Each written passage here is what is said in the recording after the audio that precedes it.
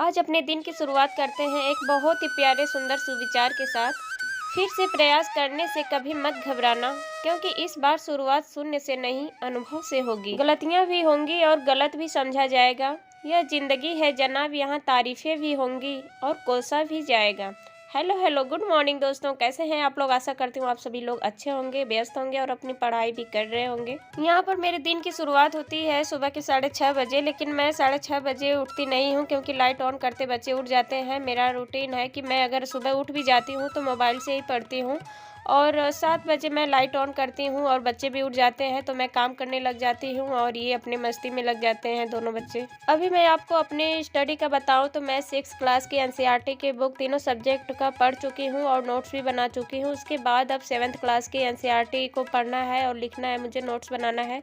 Then 8वीं class का रह जाएगा। उसके बाद मैं सोच रही हूँ कि मैंने स्पेक्ट्रम की मॉडर्न हिस्ट्री की बुक मंगाई है तो उससे भी पढ़ लिया जाए, क्योंकि आप लोग तो जानते ही हैं कि मॉडर्न हिस्ट्री से क्वेश्चन ज़्यादा आते हैं और एंशिएंट और मिडाइवल से भी आते हैं क्वेश्चन, लेकिन इन दोनों के कंपेयर में जो है कि मॉडर्न हिस्ट्री से ज़्यादा क्वेश्चन आते हैं।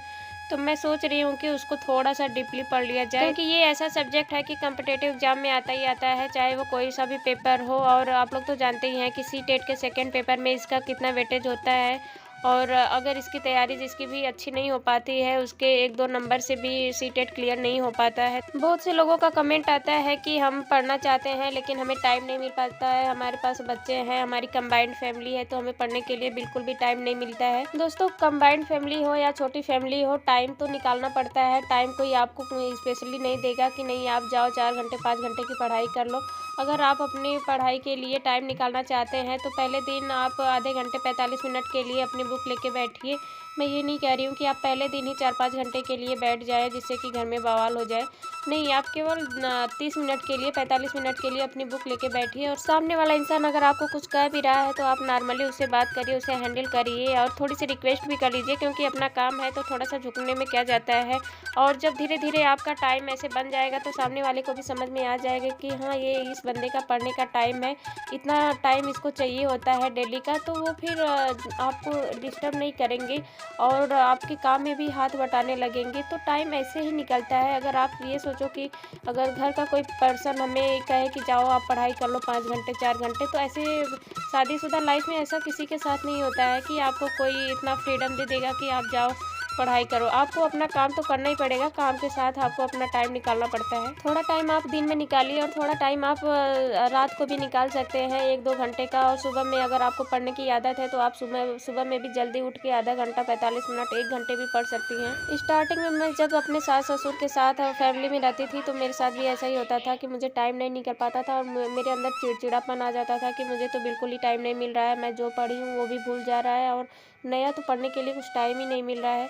तो मैंने ऐसे ही अपना टाइम मैनेजमेंट किया, 30 मिनट 45 मिनट 1 घंटे। तो फिर उसके बाद तो मेरी सासू माँ खुद बोलने लग गई कि जब कभी मैं पढ़ाई नहीं करती थी तो मेरी मम्मी बोलती थी कि आज तुमने पढ़ाई नहीं करी, आज क्यों नहीं पढ़ाई करी।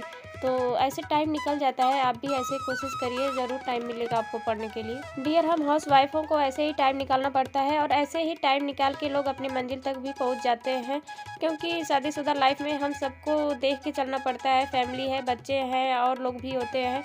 तो बैचलर लाइफ की तरह हम रूम बंद करके या फिर ये बोल दे कि हम कुछ नहीं करेंगे, सिर्फ पढ़ाई ही पढ़ाई करेंगे, तो ऐसा भी नहीं सही होता है, ना ही हो पाएगा हमसे। ऐसे थोड़े थोड़े टाइम में आप अपना छोटा छोटा सा टारगेट बना के कंप्लीट कर सकते हैं, अपना सिलेबस भी पूरा कर सकते हैं और अपनी मंजिल तक भी जा सकते हैं। दोस्तों, ये रहा मेरा आज का छोटा सा स्टडी ब्लॉग। आप लोगों को कैसा लगा? अगर पसंद आया तो please like comment and subscribe जरूर करें। थैंक यू दोस्तों।